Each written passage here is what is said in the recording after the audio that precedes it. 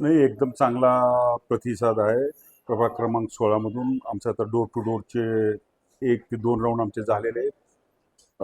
Corner बैठका झालेल्या आहेत. आता उद्या आमची अर्चनाताई, आमच्या नेत्या अर्चनाताई यांची पदयात्रा आहे. ते पूर्ण प्रभागामध्ये आणि त्याची सांगता सुपारी हाणवानी ते होणार आहे. खूप चांगला प्रतिसाद आहे. काय मुद्दे घेऊन जात आहे आपण लोकांमध्ये? आता लोकांच्या काय भावना आहेत त्याबद्दल? नाही, लोकांसमोर जात असताना आपण विकासाचेच मुद्दे घेऊन जात आहोत. प्रमुख जे लोकांच्या 3 मागण्या आहेत प्रभाग क्रमांक 16च्या, ते म्हणजे कबाल्याची मागणी, ते तर 100% आता पूर्ण झाले जमा.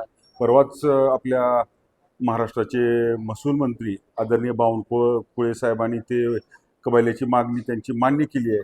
आणि दुसरा मुद्दा म्हणजे आपला जो हा ट्युशनचा एरिया आहे, प्रभाग क्रमांक 16 हा अंडर CCTVच्या अंडर पूर्ण यावा, ही एक महत्त्वाची मागणी या प्रभाग क्रमांक 16 मध्ये आहे. आणि तिसरी आणि महत्त्वाची मागणी म्हणजे या प्रभाग क्रमांक 16 मध्ये जे काही अवैध धंदे चालू आहेत, मटका, जुगार, ट्युशन एरियामध्ये ड्रग्स, त्याच्यावर कसा आळा घालता येईल, तो कसं बंद करता येईल, ते आम्ही त्याच्यावर काम करत आहोत. आपल्याच भाजपमध्ये निष्ठावंतांनी एक पॅनल केलं. राष्ट्रपती म्हणतात की आम्ही निष्ठावंत आहे आणि त्यांनी पॅनल केलं. त्याचा तोटा होईल भाजपला? नाही हो, मला तर निष्ठावंत पॅनल कसं काय करू शकतात? जे निष्ठेले ते निष्ठावंत कसं असू शकतात? त्याचा काही आम्हाला त्याचा फरक पडणार नाही. निष्ठावंतांचं पॅनलमध्ये ते शेवटी अपक्षच राहतात. त्यामुळे इथं भाजपला मानणारा वर्ग आहे, BJPला मानणारा वर्ग आहे. आदरणीय संभाजी भैया असतील, आदरणीय अभिमन्यू पवार असतील, अर्चनाताई असतील, आमचे नेते आदरणीय बसवराज पाटील साहेब असतील, कराळप्पा असतील, यांना मानणारा प्रभाग क्रमांक 16 चा मतदार आहे. लाडकी बहीण योजना जी आहे, लाडकी बहिणीने खूप चांगला प्रतिसाद आपल्याला भारतीय जनता पार्टीला विधानसभेत दिला आहे. तशीच परिस्थिती आता राहणार आहे का लाडक्या बहिणी? 100% लाडकी बहिणी योजना कालच आपण पाहिलं, एक दुर्दैवी घटना.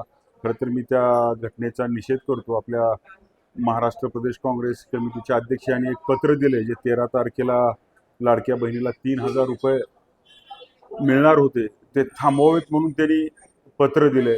त्यामुळे मी जाहीर निषेध करतो. आणि ही सर्व लाडक्या बहिणीला समजले की काँग्रेस पक्षाने काय केले, त्यामुळे ह्याचा निषेध म्हणून त्यांनी येत्या 15 तारखेला